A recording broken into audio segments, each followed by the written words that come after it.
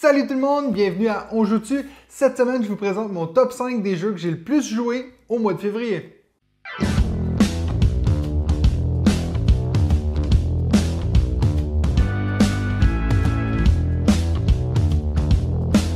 Donc, au mois de février, j'ai pu faire 58 parties de jeux de société autour de ma belle table. Et pour ceux qui suivent ces vidéos à chaque mois, vous allez être contents peut-être de savoir que c'est enfin, je pense, la première fois en 4 mois qu'on a plus de très futés, vraiment très futés, ou même hyper futés. C'est fini. Ben oui, parce que ce mois-ci, on a 3 jeux qui sont nouveaux dans ma ludothèque, donc c'est des jeux que j'ai eu pour la première fois ce mois-ci. Et puis, It's a Wonderful World est aussi tombé du premier rang ce mois-ci, mais quel jeu va prendre sa place? Pour ceux qui se demandent comment je fais ma base de données pour les jeux que je joue à chaque mois, ben sachez que moi j'avais une vieille feuille Excel tout banale, puis maintenant je viens de découvrir, je sais je suis en retard parce que tout le monde a déjà cette application-là, mais il y a une application qui s'appelle BG Stats, Board Game Stats, et puis là-dessus vous pouvez noter qui a joué cette partie-là, qui a gagné, à combien de points, ce qui est génial parce qu'ensuite on peut savoir c'est quoi le high score, le top score dans tous les jeux que vous avez. Et puis aussi quelque chose qui est génial, c'est qu'on peut voir notre pourcentage de victoire. Donc par exemple, si moi je regarde sur les 58 parties que j'ai jouées ce mois-ci, j'en ai gagné. Ouais, ça marche pas l'application. Donc si vous, comme moi, vous prenez en note tous les parties que vous avez jouées, mettez-moi dans les commentaires c'est quoi vos jeux qui sont dans votre top 5, puis vous avez joué combien de fois? Puis si vous êtes fan de jeux de société puis que vous aimez ce que je fais, n'hésitez pas de vous abonner, comme ça vous ne manquez aucune de mes vidéos. Mais là, sans plus tarder, passons au numéro 5. Au mois de février, on a la Saint-Valentin, puis en 5e position, quoi de plus romantique que Roméo et Juliette. Donc j'ai réussi à faire 2 parties de Roméo et Juliette au mois de février. Pour ceux qui ne connaissent pas Roméo et Juliette, c'est un jeu coopératif à 2 joueurs. Donc dans ce jeu, un joueur va incarner Roméo et l'autre va incarner Juliette et vous allez devoir travailler ensemble pour essayer de vous retrouver à certains lieux pour être sûr de faire grandir votre amour. Et bien sûr, vu que vous êtes de familles opposées qui se détestent et qui sont genre vraiment pas chill, ben il faut s'assurer que les membres de vos familles respectives ne se réunissent pas sur le même lieu, sinon ça va faire grandir la haine. J'ai vu plusieurs personnes en ligne comparer ce jeu à Mr. Jack, dire que c'est un genre de Mr. Jack mais coopératif.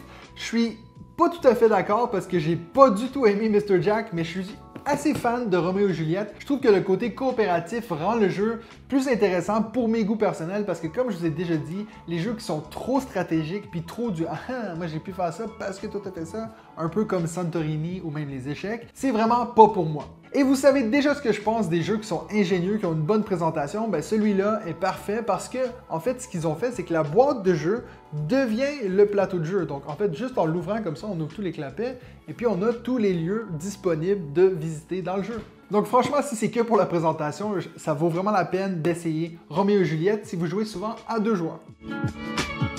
En 4e position, on a le jeu Oriflamme, la boîte bleue, que je vous ai présenté il y a 2 semaines maintenant. Donc 6 parties de Oriflamme jouées au mois de février. Pour ceux qui ne connaissent pas Oriflamme, je vous invite à aller regarder ma vidéo qui présente le jeu, mais en 2 phrases, en fait, ce que c'est un jeu d'identité cachée où on aura tous les mêmes rôles et on va les placer dans une file d'influence et la position que la carte a là dans la file va déterminer l'effet de la carte. Donc c'est vraiment général cette description-là, mais ça vous donne à peu près une idée. Les parties sont rapides, un peu comme Coup, c'est un jeu que j'ai souvent parlé sur cette chaîne, puis c'est un jeu que j'aime beaucoup. Ben Oriflamme, c'est aussi un jeu que j'aime beaucoup parce que ça a ses éléments, c'est rapide, et puis il y a quand même moyen de faire des beaux combos dans ce jeu, donc je suis assez fan d'Oriflamme. Il y a aussi une deuxième version qui est sortie de Oriflamme où c'est tous des nouveaux rôles, vous pouvez les jumeler avec ceux-ci ou jouer à cette boîte-là tout seul. J'ai pas encore testé cette boîte-là, mais encore beaucoup de variété pour un petit jeu. C'est le genre de choses que moi j'aime. Donc voilà, Oriflamme, 6 parties jouées au mois de février. En 3e position, on a les Charlatans de Belcastel. Ou Belcastel, vous savez à quel point je suis bon en prononciation. Les Charlatans, c'est un jeu que j'ai sur mon radar depuis 2 ans maintenant, depuis qu'il a gagné le prix du jeu expert de l'année en 2018. Mais je me suis toujours dit, mais je vais attendre de jouer chez quelqu'un, je vais attendre de le tester ailleurs. Puis j'ai jamais eu cette occasion, donc je me suis dit, je vais l'acheter, puis je verrai, au pire, je le revendrai après. Donc j'ai déjà fait 8 parties de ce jeu au mois de février et puis je peux vous dire qu'il y a des bonnes chances que vous allez le voir au mois de mars parce que je suis fan de ce jeu. Pour ceux qui ne connaissent pas ce jeu, c'est ce qu'on appelle un jeu de stop ou encore. Ça veut dire qu'éventuellement on va être mené à se poser la question, est-ce que j'arrête ici pour prendre les points que j'ai ou je tente ma chance pour en avoir un tout petit peu plus? Je sais pas ce que j'ai avec ces jeux-là. Je suis pourtant pas quelqu'un qui va au casino. Je me considère pas comme quelqu'un de hyper gambler.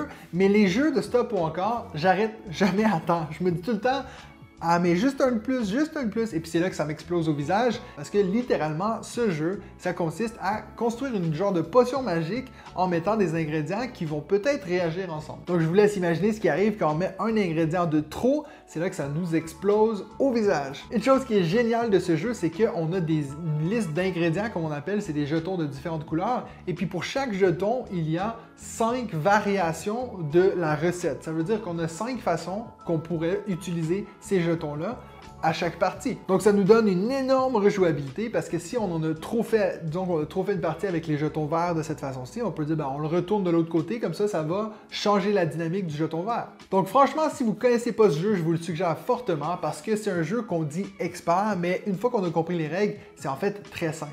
Et puis j'ai aussi remarqué que les jeux de stop ou encore, quand on est 3-4 joueurs, ça met vraiment une bonne ambiance parce que là on peut se dire non mais ah ouais vas-y un autre de plus, et puis c'est là qu'eux ils explosent, puis là tu peux te dire mais t'aurais pas dû m'écouter. Je trouve que ça fait souvent des jeux qui ont une bonne ambiance. Donc Les Charlatans de Belcastell, 8 parties jouées au mois de février. En deuxième position, comme promis, donc pas en première position ce mois-ci, It's a Wonderful World, on est descendu à 15 parties au mois de février. Donc c'est 11 parties de moins qu'au mois de janvier. On commence à être dans la pente redescendante, là. On aime encore beaucoup ce jeu avec ma conjointe, mais on va pas non plus faire 3-4 parties à la suite. On va peut-être en faire une, puis on va passer à autre chose. Mais justement, comme je vous disais, avec mon application où on voit tous les statistiques sauf toutes nos victoires qui n'ont pas enregistré, là, ben, on peut aussi mettre le nombre de temps, on a un petit chronomètre, on peut appuyer dessus, puis comme ça on voit le début et la fin de la partie, et puis ça vous donne le temps moyen des parties. Ben, je peux vous dire que quand moi je joue à ce jeu avec ma conjointe, on est à 19, 20, 21 minutes. Donc c'est des parties qui vont très vite, et puis c'est ça que moi j'aime, qu'on puisse faire vite un jeu qui a de la profondeur, et puis après ça on passe à autre chose, ou on va regarder la télé. Franchement, on est rendu à un point où je pense que la mise en place est presque plus longue que la partie, parce que de tout sortir les petits cubes et les ranger différemment, c'est un peu plus long. Donc voilà, je vous l'ai déjà expliqué plein de fois ce jeu. C'est un jeu de drafting de cartes où on va avoir besoin de différentes ressources pour pouvoir produire différentes cartes qui vont nous aider à faire différents points de différentes façons. Je sais qu'il y a beaucoup de gens qui ont été déçus par ce jeu, et puis franchement, je peux comprendre ce sentiment-là si vous n'avez pas approfondi le jeu après 3-4 parties. C'est un jeu qui peut être extrêmement frustrant lors des premières parties parce qu'on ne sait pas ce qu'on fait, on ne sait pas pourquoi on le fait, et puis les cartes qu'on veut, on ne les trouve pas, on n'arrive pas à changer notre stratégie. Donc je peux tout à fait comprendre cette frustration, mais si vous y donnez une chance, puis vraiment vous donnez une chance d'approfondir ce jeu, je suis sûr que vous allez tous aimer It's a Wonderful World. Et si vous n'aimez pas ce jeu, dites-moi dans les commentaires, je suis toujours intéressé de savoir pourquoi certaines personnes n'aiment pas les jeux que moi je trouve qui sont dans mon top 5. Donc It's a Wonderful World, 15 parties au mois de février. Et donc en première position ce mois-ci, au mois de février, on a un jeu de style Legacy, c'est-à-dire c'est un jeu qui a une campagne qu'on ne peut faire qu'une fois. C'est pas un type de jeu que j'ai énormément dans ma collection parce que justement, une fois qu'on l'a fini, c'est un peu vide, on ne sait plus quoi faire avec la boîte après. Mais j'ai craqué pour My City. Il y a 3 raisons pourquoi j'ai craqué pour ce jeu. La première, c'est qu'on en parlait souvent quand on parlait des prix des jeux meilleurs jeux de l'année. La deuxième raison, c'est que je suis aussi assez fan de tous les jeux de Reiner Knizia, qui a aussi fait les 2 Shot in Totten ou même le jeu Lost Cities. Donc je me suis dit, je vais y donner une chance. Et la dernière raison pourquoi j'ai craqué, c'est que ma conjointe, elle aime les jeux où on place des tuiles, un peu comme dans l'île des chats ou dans Patchwork. Et c'est exactement ce qu'on va faire dans My City. Donc dans le jeu My City, on a 24 épisodes qu'on appelle, ce qui est en fait 24 parties de ce jeu. Et chaque épisode vous amène des nouveaux défis. On va devoir des fois coller des choses sur notre carte. Des fois, on va devoir arracher des choses. Donc, c'est pour ça que je dis quand c'est un jeu Legacy, c'est qu'en fait, on va toujours être en train de changer notre plateau de jeu. Ce qui est assez bien avec ce jeu comparé à beaucoup d'autres jeux Legacy, c'est qu'on nous offre une possibilité de pouvoir jouer au jeu une fois qu'on a fini la campagne. Donc, si vous retournez votre plateau de jeu, on a un mode Éternité qui appelle. C'est un peu un mode de jeu qui vient après la campagne et qui vous permet de jouer avec des gens qui n'ont pas joué à la campagne. Donc ça, c'est un grand point positif parce que justement, on va pas se débarrasser de la boîte une fois qu'on a fini la campagne. Et donc justement, ce mois-ci, j'ai fait 25 parties, donc les 24 parties de la campagne, et puis on a testé une fois avec ma conjointe, une fois qu'on a fini la campagne, une partie du mode Éternité. Je vais être honnête avec vous, si vous voulez acheter ce jeu, pour seulement jouer au mode éternité, je vous le conseille pas. C'est pas que c'est pas bon, mais en gros, c'est une sorte de patchwork ou un jeu comme ça. Mais c'est vraiment la campagne qui fait toute la différence. Le fait que Justement, de gagner une partie, ça ne veut pas dire que vous êtes en avance sur le jeu, parce que peut-être que gagner, ça va vous donner un malus pour la prochaine partie, puis de perdre, ça va vous donner quelque chose qui va vous aider dans la prochaine. Donc ça met énormément de dynamique dans le jeu. Donc ça veut dire que si le mode campagne vous intéresse pas, vous pouvez passer votre tour sur MyCity.